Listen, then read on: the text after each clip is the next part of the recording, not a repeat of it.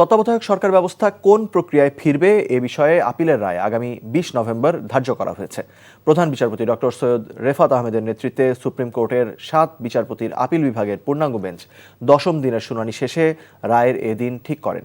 এর আগে গত ৬ নভেম্বর আদালতে রাষ্ট্রপক্ষে শুনানি শেষ করেন অ্যাটর্নি জেনারেল মোহাম্মদ আসাদুজ্জামান। গত ২৭ আগস্ট তত্ত্বাবধায়ক সরকার ব্যবস্থা বাতিলের রায় পুনর্বিবেচনা চেয়ে করা আবেদনের শুনানি শেষে আপিলের অনুমতি দেওয়া হয়।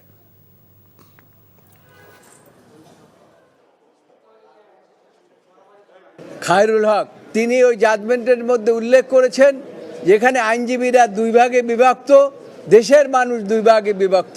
সুতরাং এইটা বিচার বিভাগের দেখার বিষয় নয়।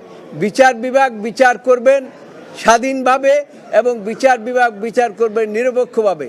কিন্তু খায়রুল হক দেশের সর্বোচ্চ আদালতকে রাজনৈতিক উদ্দেশ্য প্রণোদিতভাবে তিনি ব্যবহার করেছেন।